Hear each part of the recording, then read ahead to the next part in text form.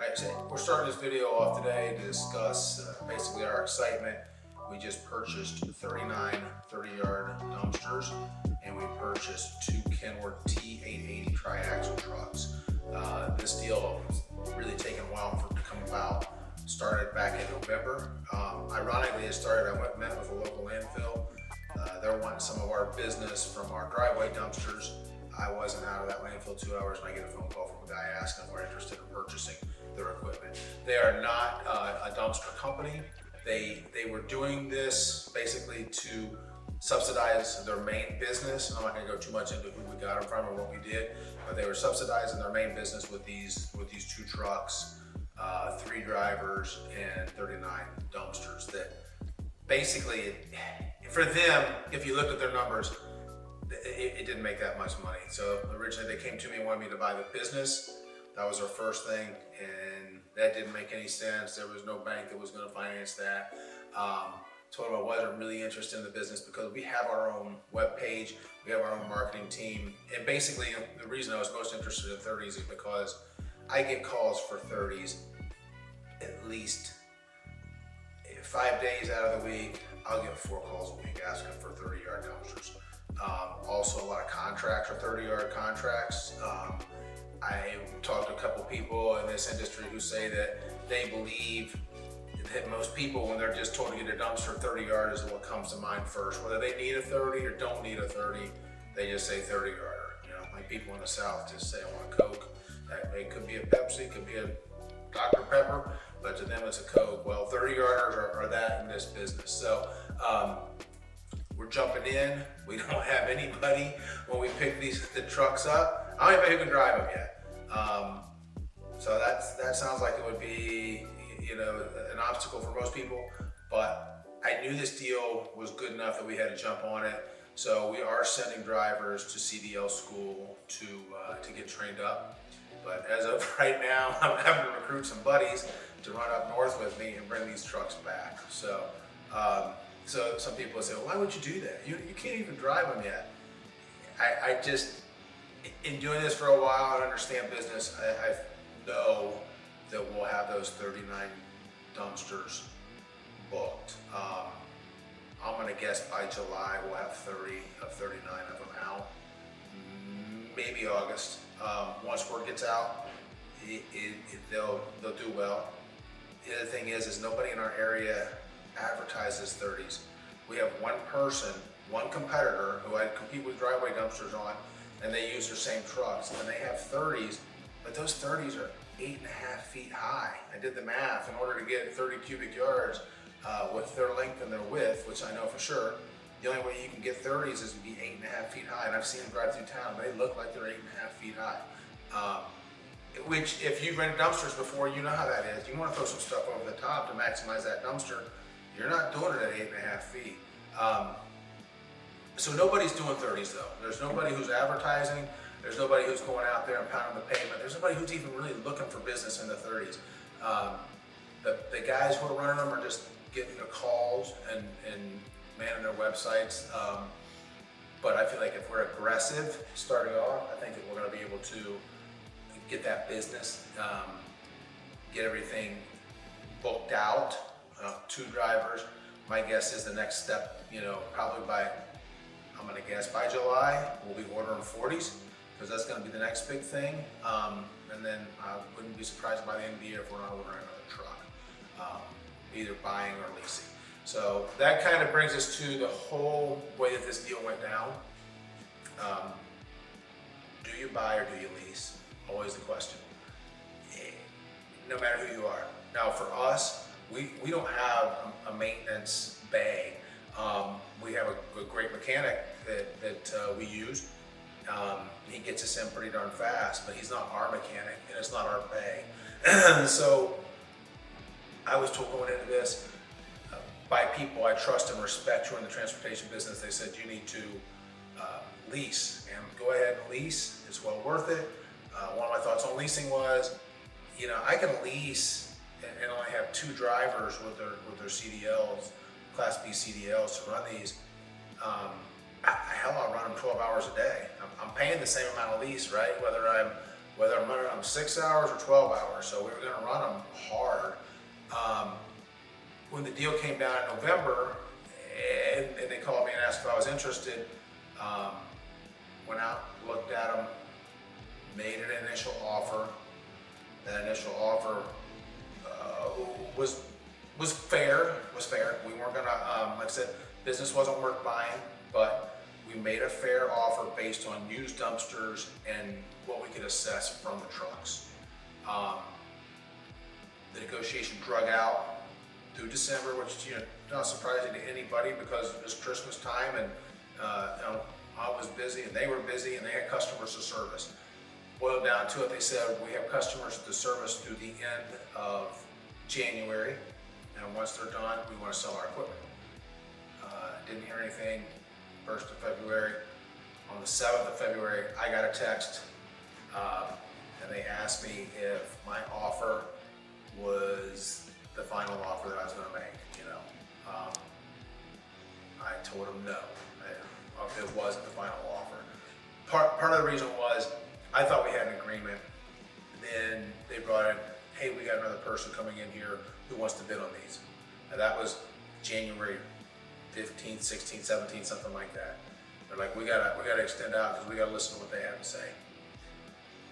Well, and before that, even in January, they said, we got somebody who might be interested in the business. Well, I understood that. If you could sell the business for what they were asking for, then you need to do that. And that's what I told them. Then they had a bidder who just wanted the equipment. That person backed out, but then they got another bidder.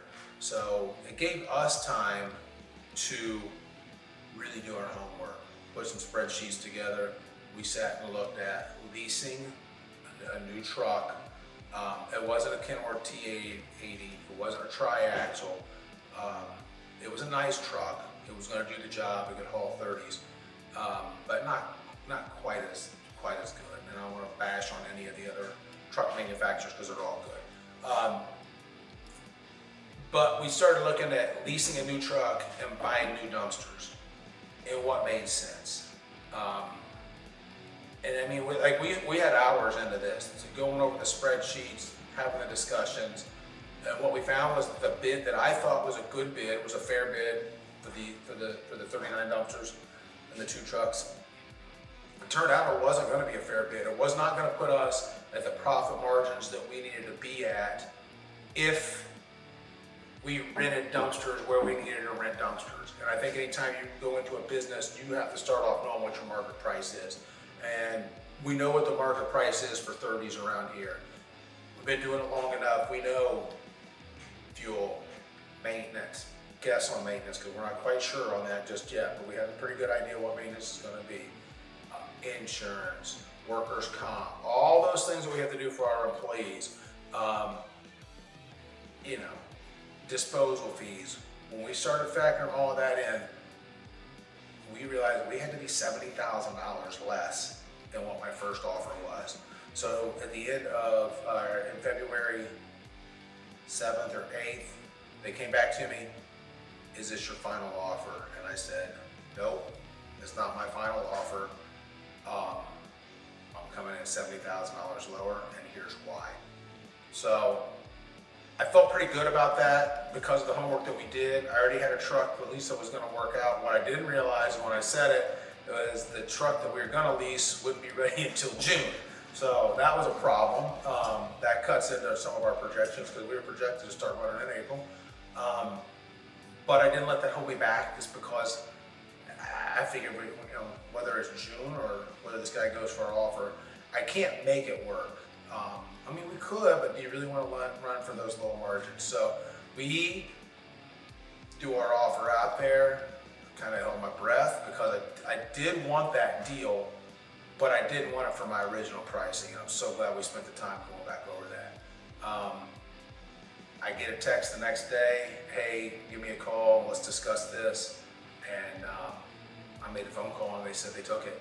They took my offer. Of course, they joked and said, we wish we would have taken your initial offer. And I just felt like I needed to talk to them because I just laid it out there and just said, here's the reason why. I don't want you to feel like I was lowballing you or trying to get, you know, proud of myself because I got the best deal possible. a deal has to be a deal that makes sense for both sides, and I felt good that going into these 30s, I felt good starting off. I feel good going into it that we're going to be profitable. We're going to have them out there. We're going with the right margins. We're going to be competitive, and you know, the projections that we laid out for the bank, we'll probably have a segment where we're going to go over those numbers. I would assume in December or January of next year, talk about where we were, how we started off, and you know, how we finished the year, which you know, there'll be a quick books that we'll take our numbers and we'll stick them up there so we can show people this is where we were in March. You know, hopefully some revenue, because we'll have some guys running. March 17th is when we're going to start. Hopefully with some revenue, but here's our March revenue, here's our December revenue, and everything we made in between. So anyways, that's the story of how we're getting into 30s. I'm sure it's going to rattle the cages of people in our area wondering where the heck we came from with 39 dumpsters. We already get lots of calls saying, man, I see your trucks everywhere. And now, we pretty much doubled our fleet. So I'm sure I'll be getting more phone calls here. Anyways, as we end this video, we'd like for you to subscribe and stay active with us for future videos. Our goal basically is just to educate people on it. There's a lot of people out there that tell you how to run a dumpster business. But what a lot of them aren't telling you is what you're looking for on how you actually want to grow that business. I see a lot of guys who are still with their dumpster, with their bumper pulls, with their PJs, and they're happy doing that. And then there's more of them that are going under. All you gotta do is just get on Facebook, and you're gonna see, people griping and complaining about these people lowballing them, bringing everybody to the bottom, and they're coming on board, and they're losing money. There are people who are probably losing money, who it's harder work, but the work is harder than what you think. You don't just jump in there and say, I'm buying these trucks and I'm just gonna throw dumpsters out there. You gotta work at it.